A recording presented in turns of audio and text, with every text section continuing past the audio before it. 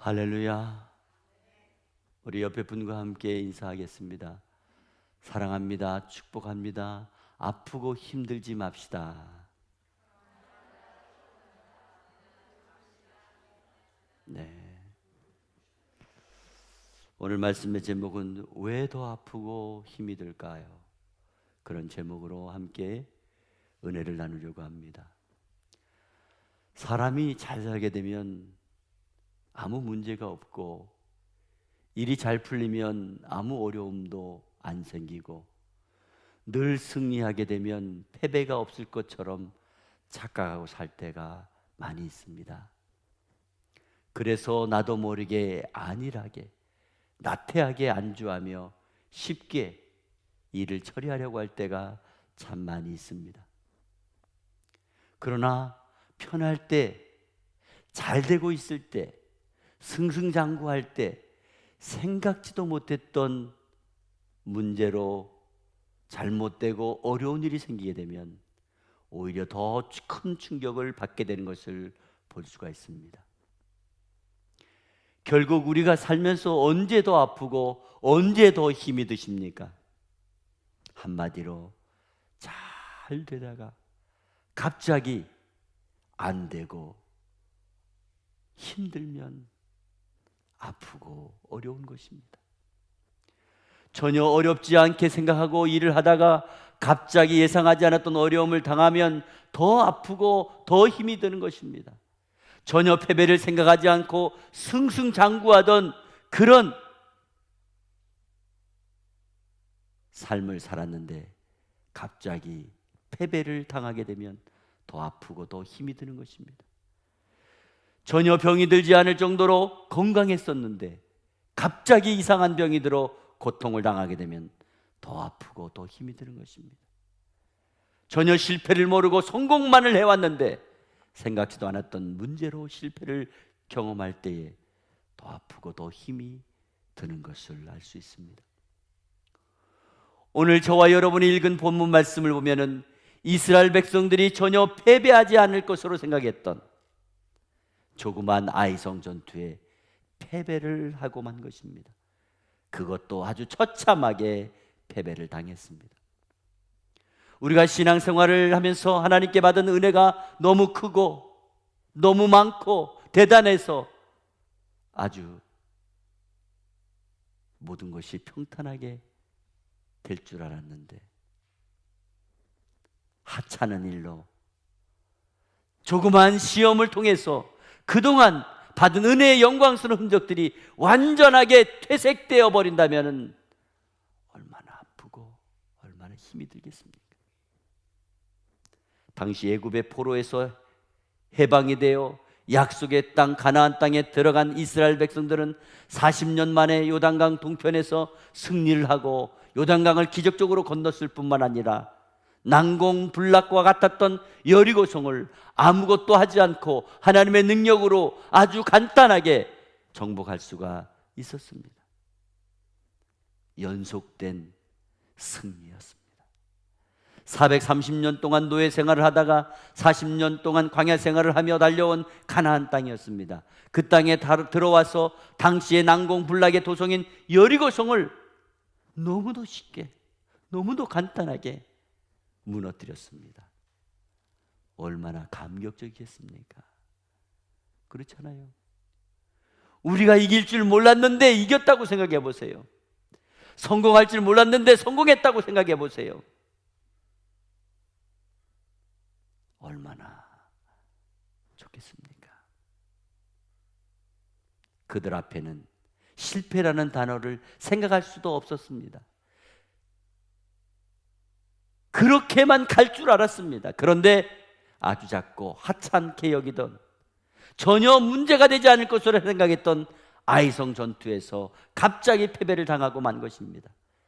3,000명이 올라가 전쟁을 했는데 36명이 전사를 하고 나머지는 혼비백산해서 도망을 쳐야 했습니다. 한 번도 생각해 보지 못했던, 상상조차 하지 않았던 결과를 경험하게 된 것입니다. 아이성의 백성들은 도망가는 이스라엘 군인들을 추격하여 이스라엘 백성들 앞에 진을 쳤습니다. 이때 이스라엘 백성들은 마음이 녹아 물같이 되었다고 했습니다. 염려와 근심과 걱정과 공포만이 남아 그 마음이 지배되고 있음을 보여주고 있는 것입니다. 우리는 때때로 실패도 할 수 있습니다. 이런저런 상황 속에 처할 수도 있습니다. 하지만 전혀 생각해보지 않았던 패배의 사건이 일어났다는 것입니다. 이스라엘 출애굽 역사에 전혀 기억하고 싶지 않은 비참한 패배로 이스라엘 온 백성들이 염려와 근심과 걱정의 공포에 휩싸이게 된 것입니다. 오늘 본문 말씀에 나온 사건은 일어나지 말아야 될, 그리고 일어나서는 안 되는 그런 사건이 일어난 것입니다. 이 사건의 발단은 하나님께서 절대 금은과 같은 귀한 전리품을 취하지 말고 하나님의 곳간에 드리도록 여호수아에게 명령을 내렸습니다. 그런데 유다지파 세라의 증손 삽디의 손자 갈미의 아들 아간이 전리품을 몰래 감춰놓은 것을 하나님께서 아시고 작은 아이성 정복에 실패하게 만들었으며 아이성 전투에서 비참하게 쫓겨 도망치게 만드는 망신을 당하게 한 것입니다. 그때 하나님의 종 여호수아가 옷을 찢으며 통곡을 하며 하나님께 간구하여 범인을 찾고자 하는 것이 오늘 본문 말씀의 배경입니다. 그러면 오늘 본문 말씀을 통해서 오늘날 왜 더 아프고 왜 더 힘이 들게 되는 걸까요? 두 가지로 말씀을 드립니다. 첫째로, 인간의 안일과 교만이 더 아프고 힘이 들게 만드는 겁니다.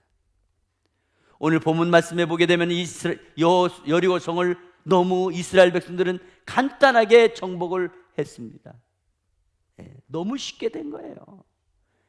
여러분, 우리가 너무 쉽게 막 대학에 들어가고 또 고시에 합격하고 막 이랬다고 생각해 보세요.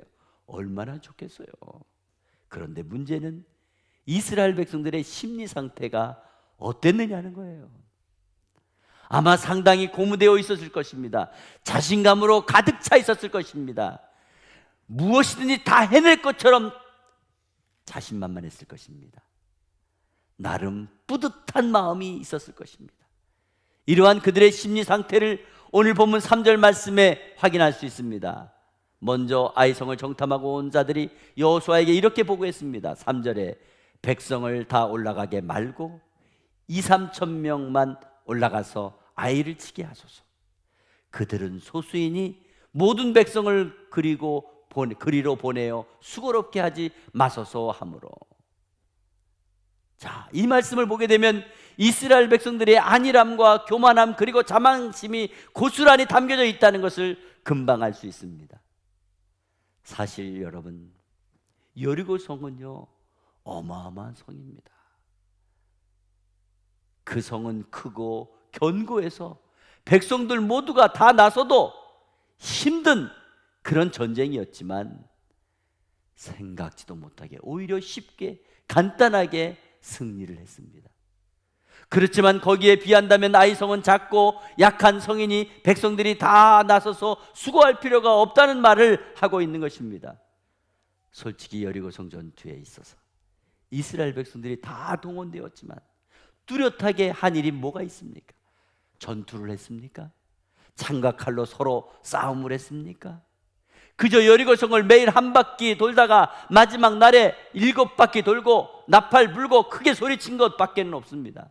전적으로 하나님의 은혜입니다. 하나님이 도와주셔서 승리한 것입니다. 그런데 이스라엘 백성들은 큰 착각을 하고 있습니다.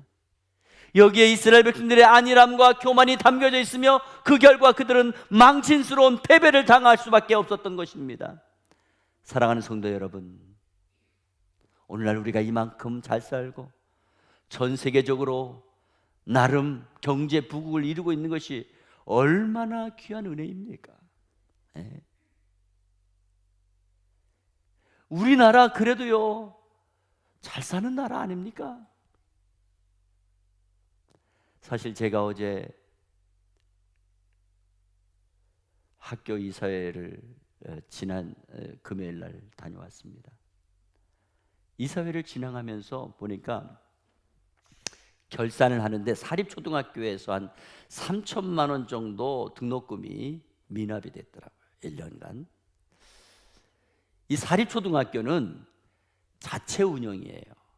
그렇기 때문에 등록금이 들어오지 않으면 그만큼 운영에 어려움이 있어요. 그래서 어떻게 대처를 하냐고 물었더니 1년 동안 연락을 해가지고 받지 못하면 그냥 못 받는 거래요. 제가 그래서 옛날 얘기했어요. 우리는 학교 다닐 때 등록금 안 내면 집에 보내가지고 부모님 모시고 오라고 하고 심지어 등록금 안 내면 졸업장도 안 줬다고 그랬더니 아유 이사장님 지금 그렇게 하면 큰일 나요. 지금은 고등학교까지 의무교육이라 무상입니다. 우리나라 사회복지, 의료보험, 연금보험, 실업급여 등 정말 얼마나 살기 좋은 나라입니까? 그런데 국가 정치 요직에 있는 분들이 너무 안일하다는 것입니다. 교만하다는 것입니다. 나라 돈이라고 해서 함부로 쓰고 있다는 거예요. 뿐만 아니라 먼저 교육적으로 먼 미래를 내다보지 못하고 점점 다음 세대를 무능하게 만들어가고 있으며 아주 대놓고 우리 기독교와 기독교 사학재단을 핍박하고 어렵게 하고 있는 것을 볼 수가 있습니다. 여러분, 이제 우리나라는요 노령화 현상이 시작되고 있습니다. 자녀를 낳지 않아서 인구 빈곤 상태가 시작되고 있습니다. 제가 지난주에도 말씀을 드렸지만 우리나라는 모든 조건이 이만큼 잘 살 수 있는 그런 조건을 전혀 갖추고 있는 그런 나라가 아닙니다. 온통 산이 많은 나라. 여러분 차 타고 한번 나가보세요. 우리나라 산이 엄청 많은 나라예요. 산만이. 인구도 작은 나라예요. 지하자원이 없는 나라예요. 작은 나라가 또 반쪽이에요. 전적으로 하나님의 은혜가 아니면 불가능한 축복을 받아 누리고 있는 이 나라의 현실을 잊지 마시고 우리는 겸손해야 된다는 것입니다. 스스로 자숙하고 자신의 부족함과 취약점을 돌아볼 줄 알아야 된다는 것입니다. 경제가 좋아지면서 여러 가지 관심을 많이 갖는 것은 당연한 것입니다. 그렇지만 국가 안보적인 것과 국가의 전염병 예방에 대한 능력을 제대로 갖추고 국민들의 건강을 지켜줄 책임을 충분히 외교를 통해서 만전을 기하지 않는다면 우리는 오늘 아이성 앞에 비참하게 패배한 이스라엘 백성들처럼 될 수 있다는 것을 알아야 됩니다. 결국 되지 못하고 된 줄 착각하고 안일함과 교만함을 의식하고 먼저 겸손하게 주님 앞에 무릎을 꿇지 않는다면 반드시 우리는 지금도 아프지만 지금도 힘들지만 더 아프고 더 힘들 수 있다는 것을 알아야 됩니다.